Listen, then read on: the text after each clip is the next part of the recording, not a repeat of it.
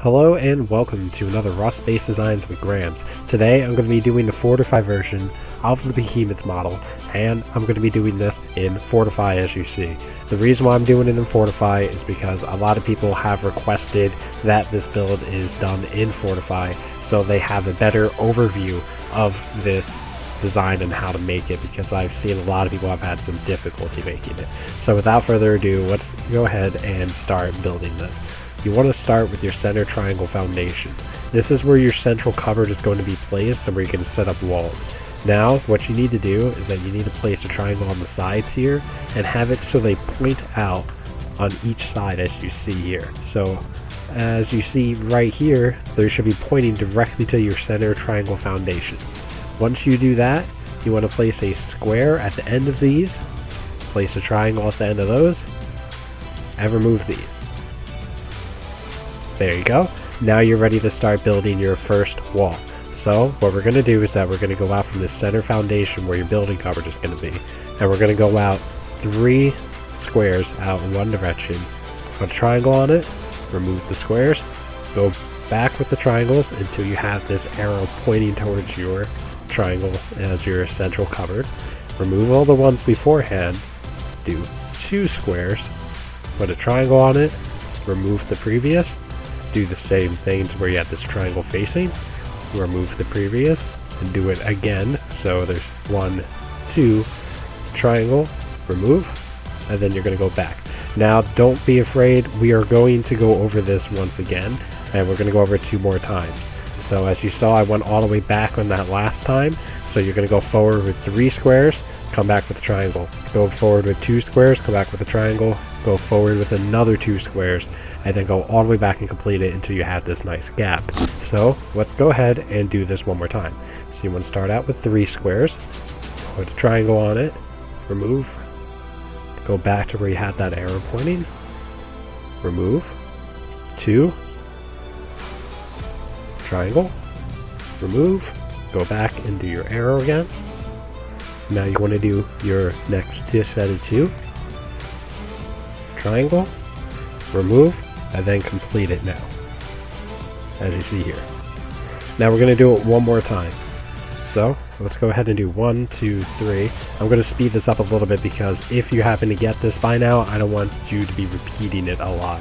So as you saw, I put out the 3, I removed the stuff, put a triangle on that, had it facing backwards, put another 2 squares, put a triangle on it, removed, go back once again, removed, 2 square foundations, triangle, and now I want to complete it because I did my 3 squares and I did my 2 squares, did my 2 squares once again, and now I complete it as you see here.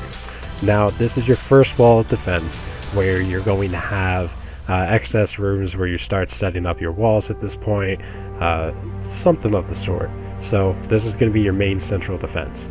So let's go ahead and start creating your next wall. So let's go ahead and place triangle foundations on these here on the outside, have them meet one away just like that, remove the 3 out here as you see here, 1, 2, 3, and now let's complete these where you see these here. Now you have that nice compact design which I had before, and you have your first wall completely set up and finished. At this point, if you wanted to, you can stay at this level of your base design and not continue any further, but however, we're going to go ahead and add another layer onto this. Later on, if you're still watching right now, I'm going to be showing you guys in a later video where I'm going to upgrade this Behemoth model, where I'm going to add another building cupboard inside that's hidden away, and I'm going to add a 4th layer onto it to make it a little bit harder for people to raid. So let's go ahead and start continuing on this. So what you want to do is that you want to build a square foundation on the side, and you want to keep it even like that.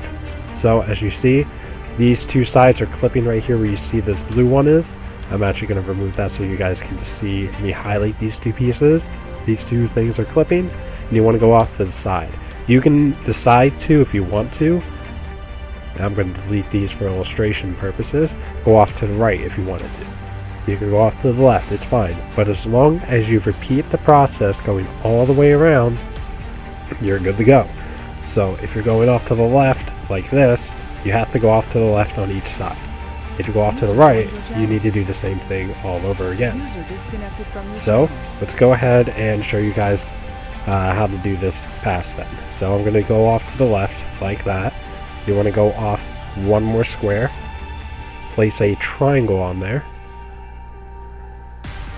get rid of the squares, and then go ahead and go back and do the triangles like that. The reason why I'm leaving those two triangles like that is because I'm just going to end up placing it anyway, so if you're building this in Rust, it's just not the waste resources. So what we're going to do is that this is where you're going to be expanding it to where it goes around the sides. So you're going to expand this to where it goes around the clipping side, just like so. And you're going to do the same for all of these. Clipping side, clipping side. And you just want to have it so it meets just fine, just like that. We have just enough space. Oops. And there you go. You have the finished Behemoth model, and now you have your foundation set, and you can set up your walls, set up your lookout points, and everything else. I also recommend, once again, that you definitely, under any circumstances, always make your base 3 stories tall. It makes it just enough to where it takes a lot of effort in order to get in, and it requires that much effort or more people to get jumping on top of each other's heads to be able to get inside as well. So I'll see you guys in the next video, and wish you guys luck out there in that jerk-infested world that is Rust.